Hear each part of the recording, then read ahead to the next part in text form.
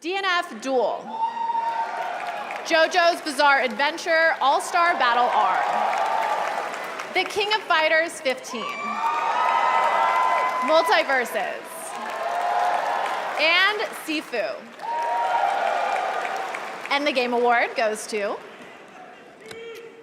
Multiversus. Yes, this was a real event in gaming history. Multiversus should not be a game on my channel that I should be here to complain about. I know it's kind of beating a dead horse at this point with the rampant gaming outrage channels pitchforking over the game's diabolical monetization, and while that's definitely a problem, and trust me, we'll get to that, it's not really my focus with this video. No. My focus is that it makes zero sense as to why this platform fighter featuring a plethora of WB characters has been this mismanaged since its beta, and the creativity of what this game could have been day in and day out keeps getting beat down due to either corporate WB meddling or player first truly thinking that this is a good direction for its free-to-play game to take. The launch of Multiversus has been nothing short of disastrous, and coming from an already shaky beta, I have to ask the question, what gives? Let's roll our clock back to 2021. Thanks to a pro Smash player named Hungrybox and content creator, we learned of this new Warner Brothers Multiversus, and the screenshot that got deleted by Warner Brothers was a bunch of 2D renders of various WB properties.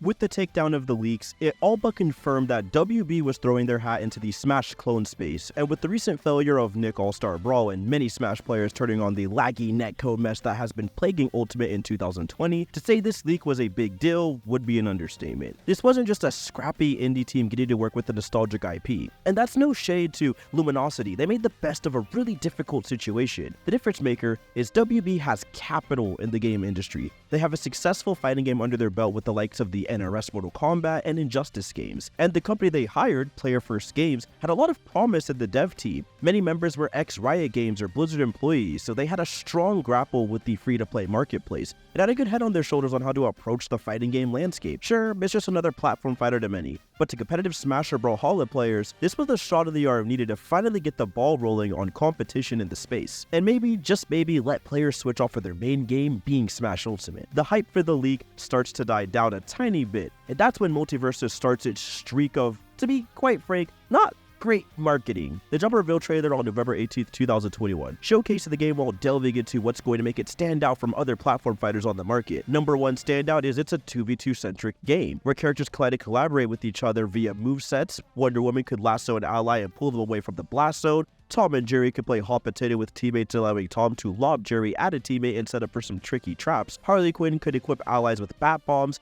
You get the gist. There were so many creative team combos that truly made gameplay look really interesting. Sadly, however, this wasn't the main takeaway from the trailer. The thing that had socials buzzing was how slow the game looked. Nevertheless, the FGC was still hyped to get something new, all because at the end of the day, Nick All-Star Brawl wasn't exactly what people were looking for in terms of this Smash killer, so to speak, and Multiversus had a lot to prove. So they came out swinging. We got crossplay confirmed, rollback netcode confirmed, and it will have a playable alpha coming very soon for the PC, Xbox, and PlayStation. Sadly, missing the Nintendo Switch, but I'm sure it'll be on the future Switch too. A couple of alpha playtests are sent out, and there's a hefty no-stream NDA. And then boom, on May 12th, 2022, we get actual gameplay of the devs vs Smash Bros. Just a little showcase of the gameplay, and yeah, it's looking really good. Not gonna lie, the 60 FPS was a vast improvement to our eyes visually. Movement was much faster and fluid. Team combos were aplenty, and teams had a slew of unique options to help each other out, which was all shaping to be an exciting experience. Couple that with a really awesome character reveal trailer with the likes of Iron Giant and Taz being introduced, and a closed beta release that was going to be imminent, and honestly, we had a recipe for success. So that launch period of May 20th, 2022 started off rough, as queues were long waiting for matches, friend inviting was borked day one, and when you finally hopped on with that pal, the group queuing often broke while searching for matches. Doesn't this sound a little bit familiar? The closed beta or alpha test itself wasn't bad by any means, aside for those aforementioned issues. With queues and party invites, it all got smoothed out as time went on. Now, mind you, the beta period wasn't supposed to last that long. It was going from May 19th to May 27th. The biggest issue was the Multiversus custom lobbies. That was always a nightmare. They'd either desync, there was zero spectating options, and the settings oftentimes wouldn't stick. Like if you turned hazards off in the lobby, randomly they would turn themselves back on upon the next match you load. Things of that nature. It's closed beta, these issues are pinged, surely they'll get fixed once open beta rolls around. So open beta starts in July, and to be straight up honest, not much changed. The servers were even more unstable due to the influx of players for the first week, custom lobbies were somehow even more busted, and yes, there was still no spectator mode. Sure, the moment-to-moment combat was fun for some, but it doesn't undermine the complaints that were had on the UI and user experience front. Movement was still floaty, hitboxes were extremely janky, and I'm talking oftentimes attacks would just whiff, and even though you're clearly hitting people, you would phase through them. Servers would roll back, often causing gameplay-related desyncs, and at higher levels of play, matches would often devolve into spam rollfest akin to Smash 4, where everyone was gliding through the air with iframes. Couple that with some very overpowered perks, and we had a pretty unbalanced release with the biggest threats being Harley Quinn, early versions of Taz as he could turn people into turkey and force them not to play the game due to a very overtuned kit, and Wonder Woman just being really good. Like, everything about her was always very overtuned. Finn's up special was also very hard to counter thanks to the game systems, as he could often spam it, sucking characters in, launching them off the top, and dodge around getting away from situations scot-free. The list of issues mounted and mounted, and it was a pretty shoddy first beta all things considered. Core fighting game features, and again I can't get over this, the lack of substantial hitboxes and a spectator mode not being there in an open beta state is pretty egregious. And on top of those flaws, Multiversus also introduced a battle pass and all the usual free-to-play trappings with daily and weekly rewards. Now thankfully at this time the game's monetization wasn't too egregious, and it gave back gold which could be used to buy both perks and fighters, and the average unlock of a fighter was around 3,000 gold coins. Something at this version of the game was easily earnable, as upon finishing matches you were rewarded with gold. When you toasted friends and people you fight with online, you were given gold. When you complete the battle pass, you were given gold. Gold was given aplenty, and it was easy to get perks, it was easy to get fighters, and it was most importantly easy to get emotes and costumes. The gold could be used for basically everything in the game. And credit where credit's due, player first games, they listened to feedback. They addressed some of the overtuned capabilities of characters like Harley Quinn and Taz very early on into the game, and they were actively listening to the player base and putting out patches at a pretty good rate. Furthermore, when it came to the XP grind, the game respected the player's time. It would reward you with a good chunk of XP after completing a match along with gold coins, and after completing dailies and weeklies, you could take a rest period, aka taking a break from the game, in which coming back a day or more later,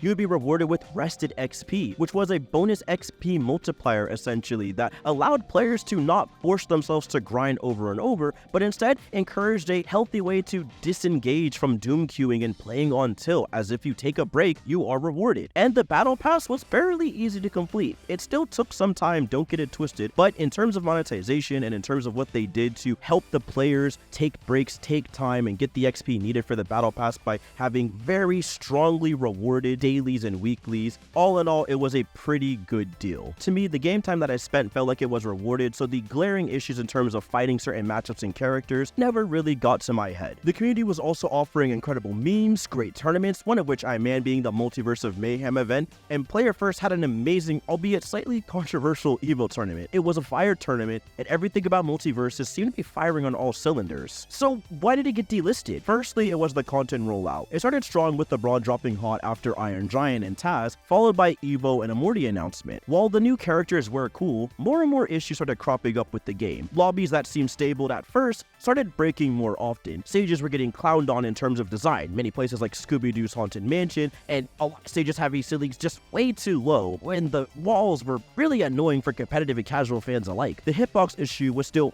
far from fixed, and with every new fighter came a slew of bugs and exploits that oftentimes had to get hotfixed. As we rolled into Season 1 featuring Black Adam, while a new character didn't launch with the Battle Pass, the rollouts began to become a bit questionable. Morty was the first character to kick off Season 1, which you'd think Rick would follow suit, but no, the next character was Gizmo for some reason, then followed by Rick, who came out towards the end of September. Stripe would follow up on October 12th, and then of course Black Adam, which, by the way, all 4 picks reek of WB taking over. Keep in mind, we are on track for a new reboot of the Gremlins, Black Adam was on its cinematic debut, and Rick and Morty was getting yet another season. So sure, while there are definitely fans of these properties, let's be honest, I don't think it's what people envisioned for this game, or to be honest, what the game's even going for in terms of art style and direction. People are expecting characters like Powerpuff Girls, Ben 10, Daffy Duck, Scooby-Doo, obscure picks like Megas XLR and Billy and Mandy Rep. It's obviously the devs' vision, I know that. They could choose who they want to put in the game, it's not up to us. But I do find it weird going from fun picks like LeBron, Taz, and Iron Giant to, well, something clearly added by Suits. It's just a bit jarring to say the least. And on a personal level, talking to my friends, the casual hype for this game was just starting to die down. Players' numbers were dwindling for a litany of reasons. Maybe it was the lack of ranked, lack of single player content. I know a lot of my friends just personally did not like how the game felt. As time went on, servers were becoming unstable. Now, some of these things would become addressed towards the end of Season 1. Custom lobby functionality would become a bit more stable. They introduced a beta spectator mode that definitely worked, so things were looking up. It just wasn't enough to keep players hooked and afloat. Eventually, Season 2 rolled around with little fanfare, and it had a whopping single character added. Marvin the Martian. Sure, some changes were addressed. They finally started fixing hurt boxes, changing their previously big pill shapes design into something more traditional, and while again a step in the right direction for sure, it does go to show just how broken this game was. And while sure, the hurt boxes and hitboxes were getting fixed somewhat in this beta, the clunky collision and attack priority was still a big issue that needed addressing, in the sense that you often would still phase through people or go to collide with certain moves and straight up lose for what feels like no reason, because the systems aren't very clear to the player from a visual standpoint. I think to a lot of players, especially on the casual end, were all but checking out from the game that ultimately felt like it was spinning its wheels, and the tournament and competitive fans were getting kind of fed up with the major glaring issues of the game not really being fixed. Here's where the bombshell hits. Season 2 of Multiversus started on November 15th, 2022. So for 4 months, this game had basically zero communication, leading to the dreadful March 27th, 2023 newsletter stating the game would be closing and going into downtime on June 25th,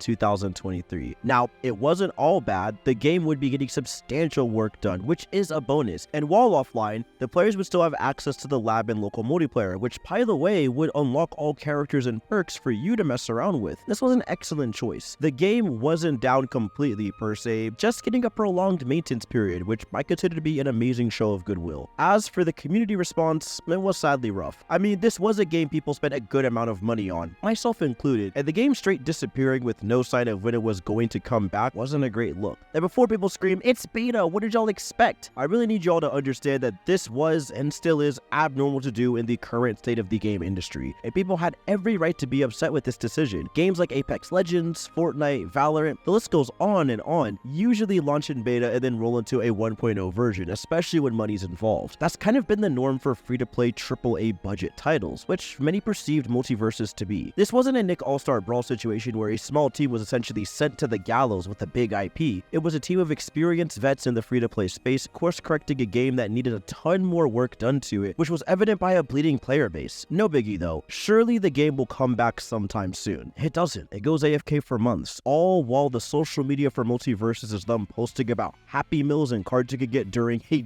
side, which in my opinion again was pretty tone deaf. And yes, before anyone wonders, the marketing team could have 100% pivoted away from this, considering the fact it got leaked 4+ times before its big rollout, and the game wasn't even anywhere close to being officially revealed. Nonetheless, on April 11th, 2024, the first appearance of Multiversus gameplay since the shutdown has arrived, and the first thing they showed is the new and improved state-of-the-art rollback netcode. The footage is, once again, sadly, running at 30 FPS, tricking everyone into thinking the game looks extremely slow. Many argued it looks slower than the last time. Now, people are getting angry at Multiversus. It's officially cool to hate on this game, which is never a good sign, and this is despite some goodwill once again from the developers. They moved the game to Unreal Engine 5, the rollback netcode did look like an improvement. It's just unfortunate. Now, they did roll out some gameplay adjustment press releases like dash attacks on characters and new changes to the movesets. For example, my main Harley, Quinn, now has her little down special jack-in-the-box float away. She can no longer use it as a jump pad, which to me really sucks, but it floats, which is cool, I guess. These types of changes were across the board per character, and sadly, once again added to the skepticism with some of the changes and nerfs they've made. They made claims that the new Unreal Engine 5 would substantially improve clarity and help visuals during fights, all at the same time while taking out accessibility options that literally helped players like myself during fights. Showing launch trails where you're going to get launched while you're flying around, tweaking certain controls like swapping neutral attack and side attack around. Things that were in the beta are slowly being removed, and that's painting a bit of bad will. Another couple weeks go by of silence until on May 11th, boom, a PvE announcement. We're getting playable rifts that offer challenges and fun mission types with cutscenes and a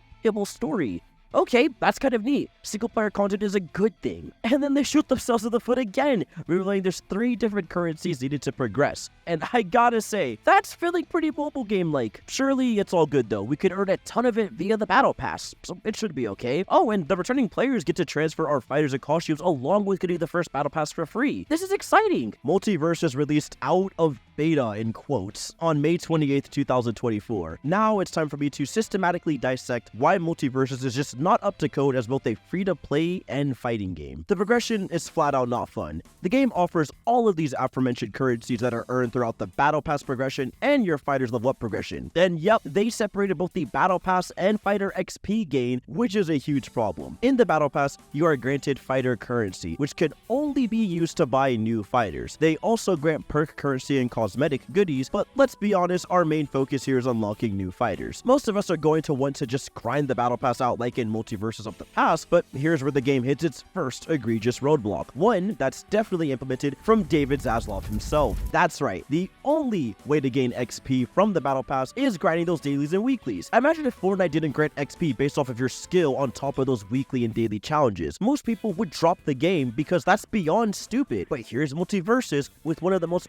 predatory systems I've ever seen. Then we have the events and login bonuses. Now, free-to-play games do this kind of thing often, so I understand. But most free-to-play titles don't lock skins or rewards behind a strict 1 week and a half unlock. You have to log in 12 days straight for that welcome back rewards. And if you miss a single day, there's no recovery for an event like that. You just hold that, meaning you miss out on skins, cosmetic opportunities, XP needed to get that battle pass, adding to more FOMO, forcing you to log in every week if you want to hit that coveted 70 tier. In my opinion, that's super messed up to anyone who, I don't know, just has life going on. And in any fighting game especially, these are tactics you want to avoid. The same tactics that Multiversus of the past took with its rested XP. A similar thing applies to the Joker's Roost event. If you didn't log in every day and complete those challenges, then you straight up miss out on some costumes that are required for beating certain levels in PvE mode, something that further feeds into this game's predatory nature. Sadly, that's not even the half of it. The next issue is how the game handles the challenges themselves. Many of these challenges are extremely strict, forcing the player to have, say, a DC character unlocked, perform a specific action 6+ times,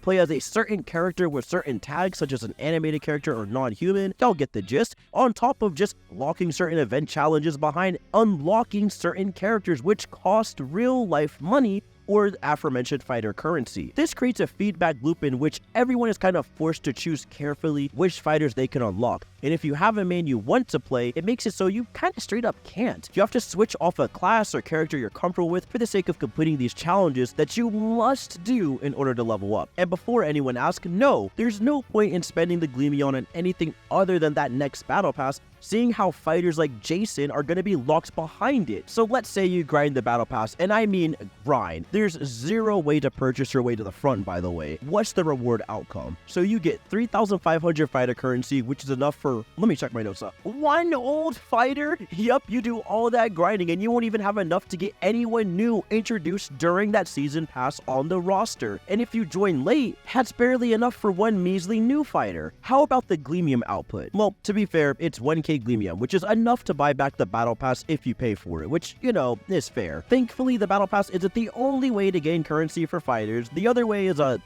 getting toasted, which gives you a whopping 5 fighter currency, and that also goes double for XP towards the battle pass, which was an update that just happened as the recording of this video, which is a true slap in the face to players grinding matches. Imagine going on a win streak of 10 and only getting 100 XP from it, let alone going on a lose streak of 10 and only getting, what, 50 or so? Like, who would want to keep playing the game after seeing that measly number climb so slowly? Compare this to Multiversus last beta, which gave you gold and XP based on your performance and toasting. What about dedicating yourself to a character and maxing out their tier? Which again is unlikely because you have to swap so often due to the format, but let's just take a look, shall we? Maxing a character tier will grant you 600 fighter currency, which is just wow. Okay, let's look at the fighter's perk currency. Surely by then you have enough to unlock all the perks needed for your main. Surely.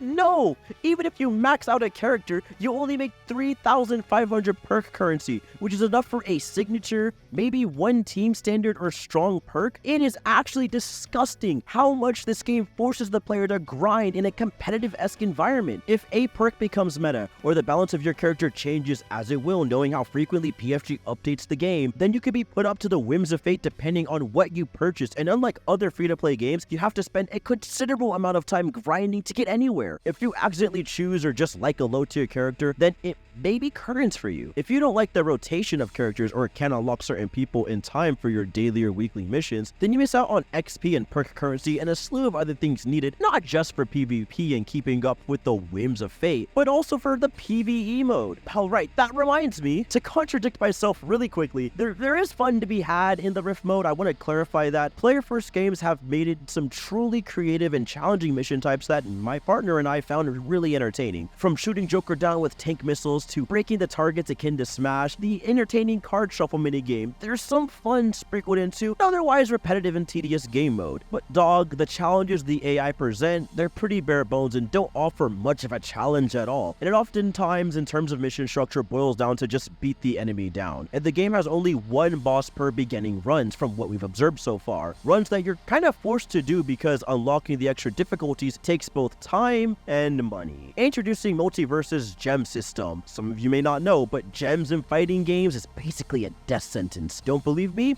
Go ahead and peep Street Fighter Cross Tekken and Fighting EX Slayer for me. Multiversus has a gear system on top of a perk system in an effort to add a bit of roguelike fun to the mix. The gems grant your character a couple of handouts, things like 25% chance to deflect projectiles, a plus 50 defense, 3% chance for an attack to deal 50% damage. You get the gist. Mumbo jumbo RPG stats. These gems need to be leveled up in order to progress into difficulty tiers depending on what rifts you enter. You beat some levels, gain some gem levels, and then you keep it pushing. Well, minus one teensy tiny problem. The gems are level locked, meaning chaos gems you unlock can only be used in chaos levels. Same goes for digital and horror gems. Obviously, it should go without saying, despite a world being a chaos-centric world, there will be levels that only take, say, horror gems, which makes the level grinding per gem that much worse, and restricts the player heavily on bringing in certain gear into levels, which again is a travesty. Speaking of levels, let's talk about level progression. These stages have a set of 6 rewards. For example, win a match, bring another player with you into battle, win with a villainous character, and then here we go. Yep, progressing and getting 100% on rifts is once again locked behind fighter unlocks, which is bad enough. But then, if you read closely, you'll start to realize some of these unlocks either A, force you to replay a level more than once if you don't have all the requirements, or B, force you to unlock skins which only cost real money. Those tags at the top right of your character, yeah, they count towards character progression. Take this card level in Rift 1 for example. Win the match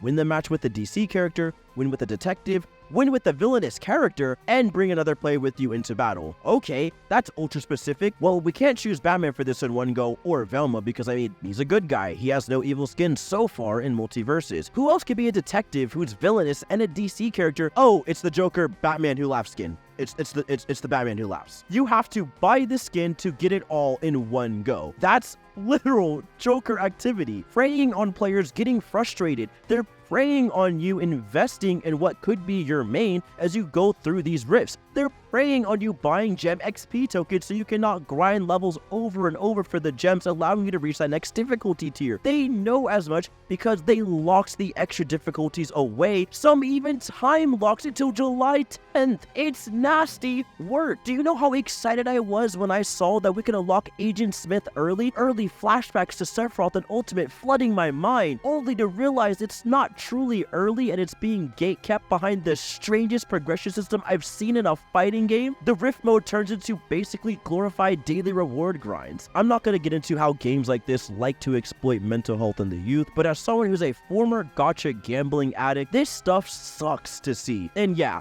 it's personal for me. I was that 14-year-old kid using gift cards and allowance money on loot boxes and cosmetics to complete challenges like this back when I was heavy into titles like Fire Emblem Heroes. It's easy to point and laugh at these so-called wells, but I think it's healthier to start having conversation as to why stuff like this isn't okay for developers to put in their title. Multiversus fans, I'm begging you, don't be silent, don't get annoyed by the feedback and criticism, and don't be mad when people speak up. We're not angry with you or the fact you're having fun with the game. We're angry and upset at Warner Brothers, and honestly, maybe a bit of player-first games, although I doubt they had much to do with this. It's not just because it's predatory and hurts players that may be younger and might splurge and spend a lot on this game that ultimately might die in the end. It also hurts the players because casual guys that might want to give this game a try are quickly going to be turned away with how paywall-y the game feels, which lead into this game inevitably shutting down, which none of us want. All of these issues will mount and make it so the casual fans peter off and leave, and all that's left is you guys at the top forced to deal with the fallout as you inevitably wait for the game to get fixed and patched over and over. But let's be honest,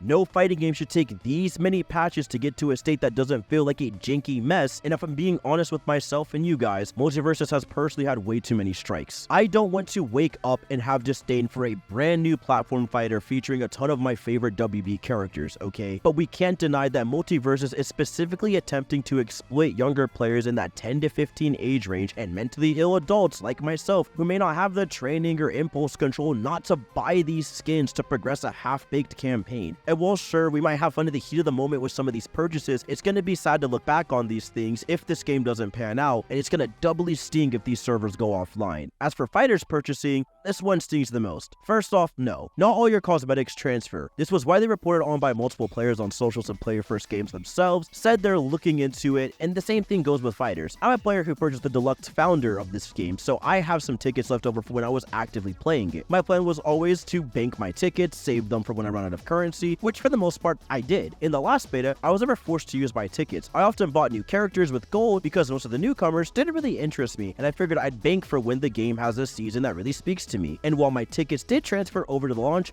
I can say without a doubt, not all of my characters did. I know I'm missing Finn and Jake for some reason. My significant other is also missing Finn, who was their main in the last beta. I also do not have Arya Stark, which is strange because I know I unlocked her. My variant costumes on my queen, baby girl Harley Quinn, are deleted. I do not have access to her Task Force X or animated series outfits, knowing for a darn fact I purchased the animated series one, but I'm assuming since the animated series costume was updated to be newer and better, I can't get it, and I highly doubt Player First Games and WB will honor our charges, as I have no idea how to go back and verify this without either A, digging up old Gleam receipts that sync up with the time those skins came out, or B, digging up older footage which I no longer have access to. So while most stuff did transfer, and I will give props for most of my fighters coming over, I didn't get all of it, and that sucks. As for unlocking these characters I thought I owned, I simply can't without using my ticket. I can't choose between currency and a ticket. No, I must use the ticket to unlock these fighters. This is straight up not fair. It's such a slap in the face and probably a deserved one for being a fool to believe in this game's success. Okay, I think I hammered home why the MTX and progression issues in Multiversus suck. Hopefully not from a clickbait journalist perspective,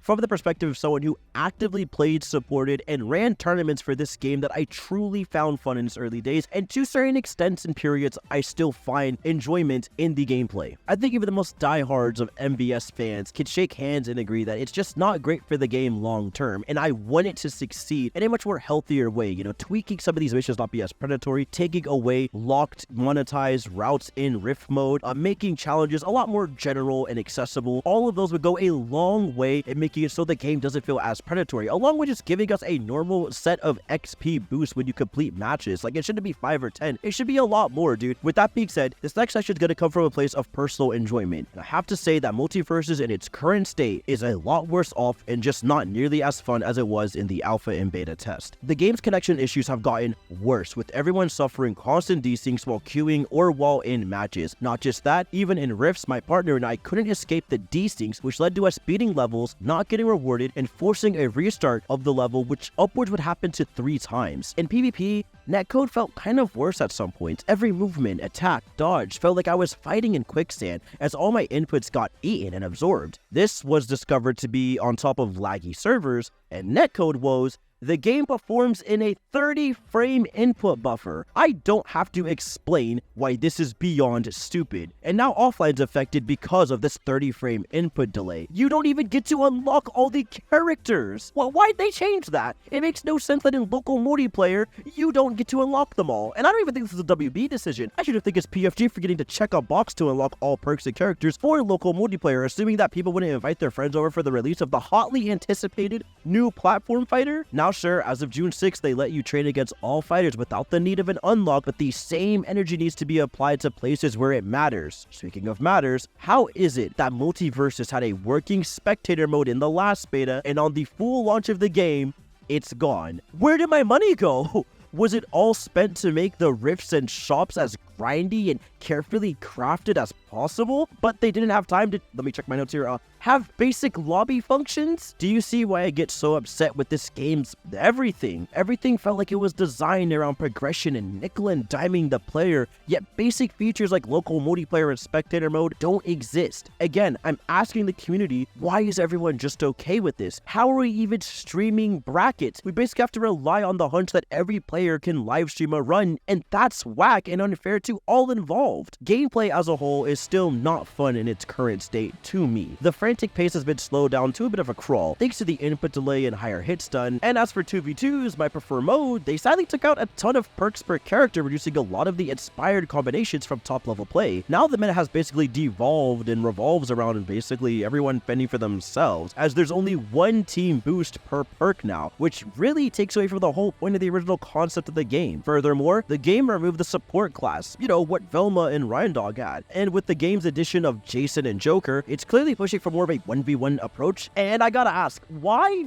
do this? Why change the one creative thing you had going to stand out from other platform fighters? And to add insult to injury, the 1v1 mode is currently beyond broken in my opinion. Due to hit stun being higher and these abnormal hits and hurt boxes, again thanks to netcode woes, it made it so many characters either put you in the genjutsu of loops, have moves that offer way too much priority such as Harley's up B, Wonder Woman's entire kit, and it's very hard to find counterplay around certain actions. Some moves just flat out don't make sense, and I'm still dealing with issues where I feel like attacks either don't trade, phase through opponents, or maybe the visual flourish and animations just don't make sense in my brain, causing me to get hit as a personal admission. I mean, for crying out loud, they had to temporarily remove Iron Giant because he could basically loop you to death due to how high the hit stun was, giving himself a free TOD. Stages are about as average as last time, some are honestly worse. The Powerpuff Girls stage being a hazardous, unfun nightmare that constantly explodes, shrinks, and leaves players scrambling for a place to breathe in the chaos. And the Dexter's Lab stage, which got hotfix out of rotation because the side-scrolling nature and the randomly generated parts of it were that bad. Why we don't have hazards off cue is beyond me. Why we don't have ranked is beyond me. Old Multiversus beta had ranked. Why is it missing now? All of this combined with the community praising PFG for the most minute updates that, let's be honest, shouldn't have been hotfixes or patches for a game that's launching into a 1.0 version of the title and had stuff that was already in the previous beta that is now getting rolled back into a, I have to emphasize again, launch version of the game. Gets me very upset when people get frustrated at any onlurkers rightfully clowning on the game. And the numerous of people still logging in, huffing copium that the game will get any better, when we have no choice but to wake up and accept the reality at this point that as much as I would love for Multiversus to come back, in its current state, with the way it's been handled, no matter how many updates it takes, I deeply fear that Multiversus cannot be saved. So there it is, a passionate dissection from a former fan of the game who is willing to praise when the game does well and improves, and if it does, I'll hop back on, run some brackets, and play the game with you all. And I really do love the MVS community. They're a bunch of diehards that truly care about a brand new platform fighter, and the devs do a great job of speaking to that community and doing the best that they can. However, it doesn't stop the fact that clearly WB had immense meddling with the full rollout of this game, but I paid money and I got ripped off.